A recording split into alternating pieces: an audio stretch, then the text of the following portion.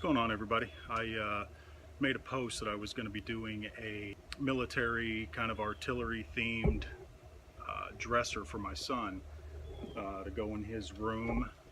That right there is what I'm starting with, and what I plan on doing is removing the brass handles that are on there and replacing them with a rope. That's my plan. I don't know if it's going to work out or not, but that's my thought as of right now. But the dresser itself will be painted olive green, and then on the outside of each drawer there will be yellow stenciling. Basically look like a ammo box or artillery box. I'll show you the one behind me. This is the one I started yesterday. So there you go. You've got the olive green color. And the reason I'm probably going to use rope for pulls is, number one, it's going to be cheap. I don't want to buy drawer pulls. I think we all know that drawer pulls are extremely expensive, and I think the rope would actually look really cool, kind of fit in with the theme anyway. And there's 4 holes per drawer that are drilled in it from different handles that were put on there. So I'm just going to make 2 larger holes, in each drawer and attach the rope. And then I'm going to spray paint with stencils letters on the drawer fronts. I'll kind of take you along the process. I'm not going to film the whole thing, but I'll take you through each step as I do it. So I wanted to give you a quick look at what I'm using. This is the stencils that I'll be using. Got these at Walmart for I think $3. Obviously a paintbrush. Just got a small little 6-inch roller, and then a screwdriver. Alright, what I'm going to do, step 1 is wipe everything down, get any spots, whatever, off of it, any contaminants, grease, oil, whatever. Drawer pulls off, and at that point in time, that's when I'll start painting everything. It's cheap paint too. I was at Walmart, I think it was like $15 or $16 for a gallon, which a gallon is entirely too much for this project, but I figured we might have some other stuff to paint, so that's why I just went ahead and got a gallon. When I start to paint, I'll bring in on that end of it. You can see the dresser is disassembled. I actually have it flipped upside down. I want to get down at the base down here. Between all the drawers, if I don't paint that area there, it will show up. And then here's the drawers. And the one thing you want to make sure that when you're painting, you're obviously going to want to paint this section here, but you need to make sure that you paint the edges as well. So I'm going to just make a larger hole and use a thick piece of rope or something to make some new drawer pulls for it.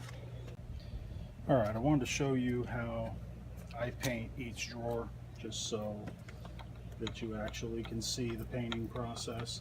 This is first coat, and just give it a quick coating. Don't worry about any stuff that shows through, because it will completely cover on the second and third coat if you choose to do a third coat.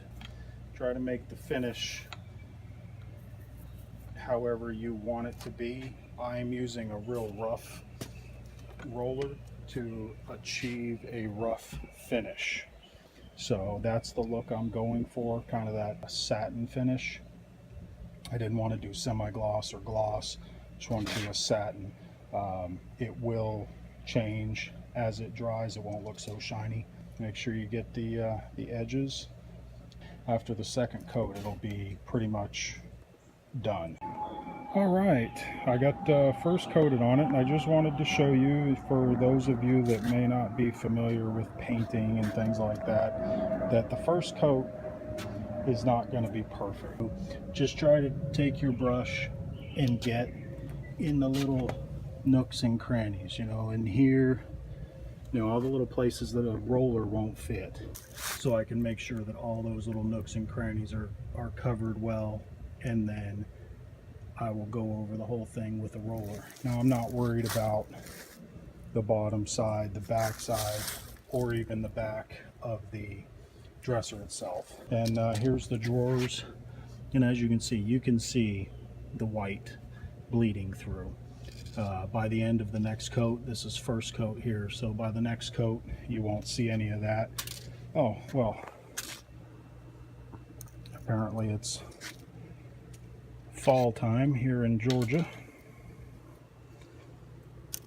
Probably not the best idea to paint outside in the middle of fall, but alright y'all, here's the second coat. It looks like there's some bleed through on it, but it's just because the paint's wet. And I'm not concerned about all this down here. There's no real point in doing all that. So yeah, that's it there. And here's the drawers. This is the one I showed you where you could see all the bleeding through on the last coat. And as you can see, it looks much better. These will get a third coat. How come every time I turn this on, we got a plane flying over? It's amazing. You know, and here's these drawers here. And once again, leaf in my paint. But it's nice. It's got the right texture I was looking for, where it's got that little bit of a textured flat finish. It is a satin, but it has a flat look to it. All done with the 3 coats of paint. Here's the one from yesterday. Like I said, I'm probably going to end up doing something different with the top at some point. This is not that point. I am going to do the drawer pulls and then the stenciling. This paint dries extremely quick. You can do the drawers and then do the dresser and then come back to the drawers, and everything is dry and ready for another coat. So anyway, all right, I'm gonna go ahead and stop the video there, and I will bring you up to speed as soon as I get figure out the rope, and then I'll do the rope and the stenciling. I gotta go to a store and find some rope, and I've already got the stencils and the spray paint, but I want to do the rope first so that I can get it placed before I do any stenciling, and then end up having to drill through where I painted the stencils on. So I'm gonna go find some rope, and then I will come back, drill the holes according to the size of the rope I find. And alright, I'm back. I've got some rope. I got 10 feet, and this is a nylon rope, which you can see, so you can melt the ends. I'm hoping that that'll be enough to keep the rope in place inside of the drawers. I got this rope at Home Depot, 58 cents a foot. I got 10 feet. I don't need 10 feet, but I might use it for some other projects. Alright, here's the drawer, here's the rope. It's gonna go, I'm gonna put one end in each one of those spots. Now I'm using a spade bit to do that. This one here is a 5/8, so I'm just going to pick the center between here and drill it out. I did it earlier, except I didn't have the rope, so I'm kind of doing that stage backwards. But if you have the option, I would drill it first and paint it after you do the drilling. Alright y'all, I got the first one done. It took me some time to figure out how I was going to do it and get it to stay in there. Basically what I had to do, drill those holes just slightly bigger than the rope, and then I measured the rope. I stuck one end in and melted the inside. You can see here, just melted the ends of it.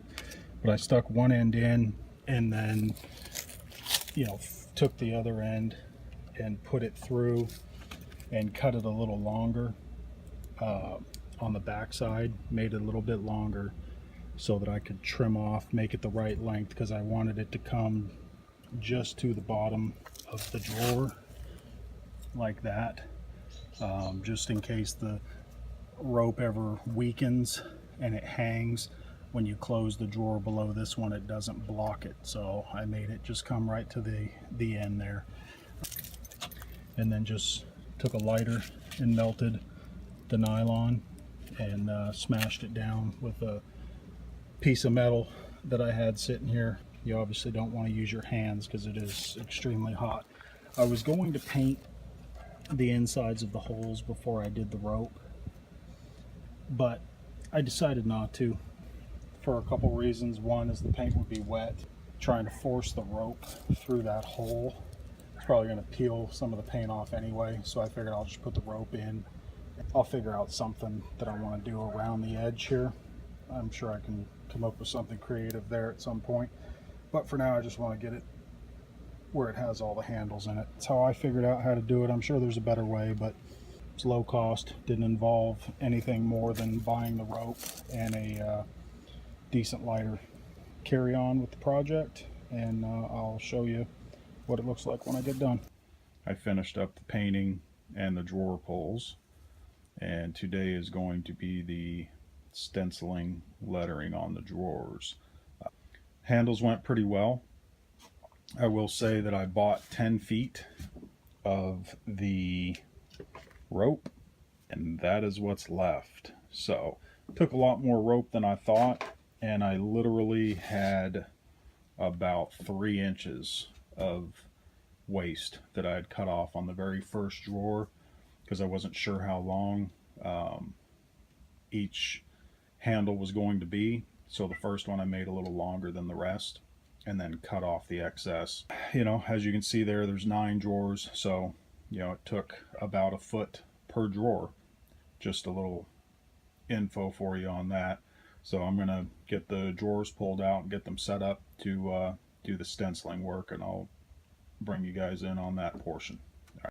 Okay, I am getting ready to do the stenciling. I just set up the, there goes the airplanes again. I mean, it's like a curse with this camera. You have to do one letter at a time with these particular ones. They give you a blue shield that just goes behind, as you can see here.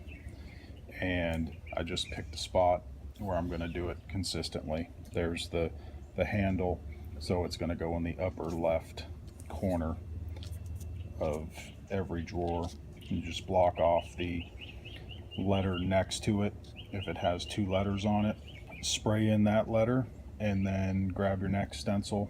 I would probably give it some time to dry, so my intention is do the A on this one, which will eventually say ammo, and then I'll get another drawer and do, you know, another word, but do just 1 letter, and then come back and just kind of spell the words out 1 letter at a time, giving it a little bit of time in between to dry. It's not very warm right now. It is sunny, but 55 degrees or so. Just carry on with this and I'll show you what it looks like when it's done.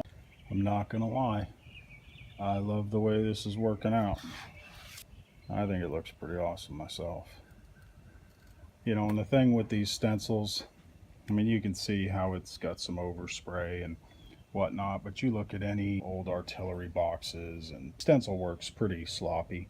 So I kind of didn't want it to be too perfect. A little bit shooting out under the edges was fine, and kind of the look I'm going for.